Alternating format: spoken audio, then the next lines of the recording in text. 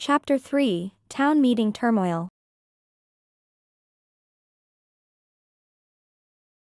Holly and Jack stood on the town hall stage, their hands clasped together, an island of calm amidst the murmuring sea of Merry Hollow residents. The hum of conversation buzzed through the air, a blend of curiosity and concern etched on every face. The Christmas tree in the corner twinkled merrily, its lights reflecting off the polished wooden floor, a stark contrast to the tense atmosphere. Holly stepped forward, her green eyes scanning the crowd. She took a deep breath, her voice steady and clear. "Thank you all for coming on such short notice. Jack and I have something important to share." The room hushed, all eyes turning to the couple.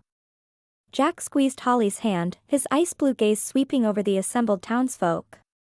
"We've discovered something," he began, his voice commanding attention. "An ancient artifact hidden beneath our town square. It's called the Yule Lodestone." A ripple of whispers spread through the crowd. Holly raised a hand, silencing them. "The lodestone has the power to attract holiday magics," she explained. "It's been dormant for centuries, but now, it's active. And it's causing chaos." Jack nodded, his expression grave. "The bonfire, the sudden appearance of different holiday traditions, it's all connected to the lodestone. If we don't control it, Merry Hollow's Christmas magic could be overwritten, or worse, destroyed." Gasps echoed through the hall. Mrs. Claus, seated in the front row, clutched her hands to her chest, her eyes wide with alarm. "But what can we do?" she asked, her voice trembling. Holly looked at Jack, then back to the crowd. "We have a plan," she said, her voice filled with determination. "But we need your help. All of you." As Holly and Jack finished explaining the Yule Lodestone's power, a sudden gust of wind swept through the town hall, extinguishing candles and sending decorations fluttering. The Christmas tree lights flickered wildly, and in a burst of sparkles, a troop of dancing skeletons, adorned in vibrant Dia de los Muertos attire, their painted faces grinning, appeared, rattling and twirling across the stage to a phantom melody.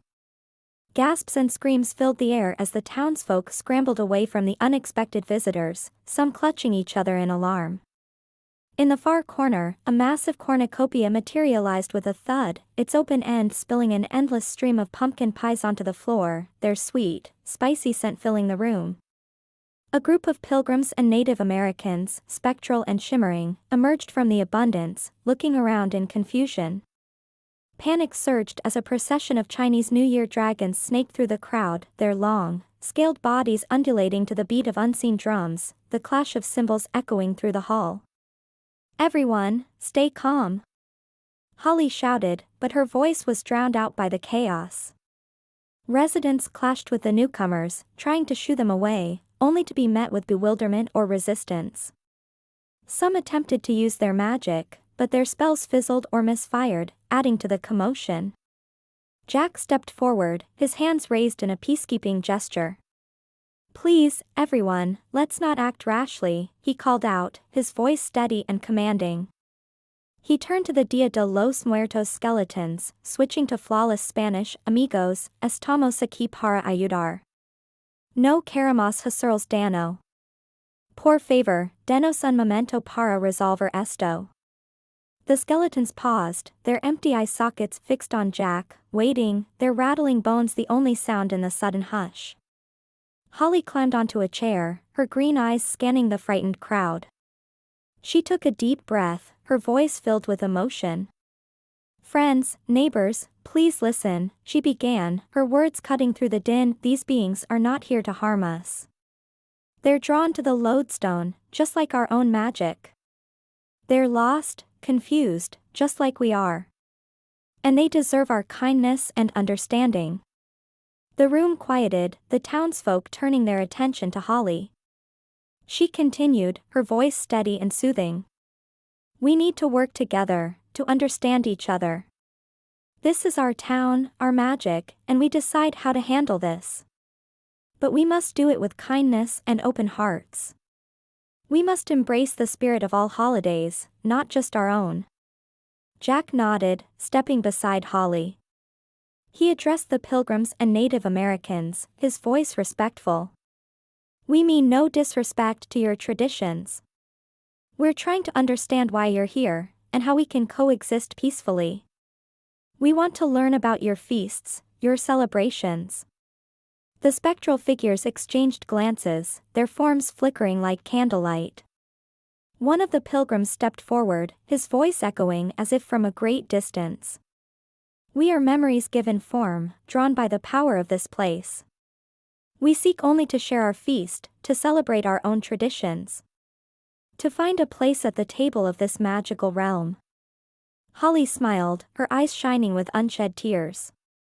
"Then let's find a way to celebrate together," she said, her voice filled with hope. "Let's set a table where all are welcome, where every tradition has a place. Let's make Merry Hollow a beacon of unity, of shared joy." The town hall buzzed with a mix of excitement and apprehension, the air thick with the scent of pine and peppermint. On one side, Mrs. Claus and the caroling chorus huddled together, their eyes wide with worry.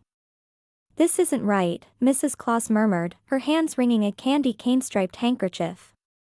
"We can't have all these other holidays disrupting our Christmas. It's unheard of." Across the room, the younger residents gathered, their faces alight with curiosity and enthusiasm. "But think about it," argued Mistletoe Marie, the barista from the gingerbread grind, her eyes sparkling with excitement. "This could be amazing. A blend of traditions, all coexisting. Imagine what we could learn and experience." Brigadier Nutcracker, standing stiffly beside the towering Christmas tree, cleared his throat with a sound like wooden blocks clicking together. The room quieted, all eyes turning to him. "Ladies and gentlemen," he began, his wooden jaw clicking with each word. "I propose a plan. We must create a harmony circle, a ritual to stabilize and integrate these new magics. It's our best chance to restore balance to Merry Hollow." Holly stepped forward, her green eyes scanning the crowd, taking in the mix of fear and hope etched on their faces. "Brigadier is right," she said, her voice filled with determination. "We can't just push these traditions away. They're here, and we need to find a way to coexist peacefully.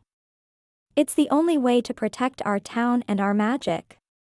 Jack nodded, his ice blue gaze sweeping over the assembled townsfolk, his expression serious yet hopeful. "But we need everyone's help," he emphasized. "This isn't something Holly and I can do alone. We need your support, your magic, and your belief in our community." A murmur rippled through the crowd. Some nodded eagerly, ready to embrace the change, while others crossed their arms, uncertainty and fear etched on their faces. Holly took a deep breath, her voice steady and clear, her resolve unwavering. "We understand your fears," she said. "Change is never easy, and this is uncharted territory for all of us. But we must face this together. It's the only way to protect Merry Hollow and everything we hold dear." Jack turned to the skeptical group led by Mrs. Claus, his expression softening. "Change can be scary," he acknowledged. "But think of it as an opportunity. A chance to grow, to learn, to make Merry Hollow even stronger and more vibrant than before. This could be a new beginning for all of us." Mrs. Claus looked at Holly and Jack, then at the expectant faces around her. She took a deep breath, her shoulders squaring as she seemed to make up her mind. "Very well," she said, her voice resolute and filled with newfound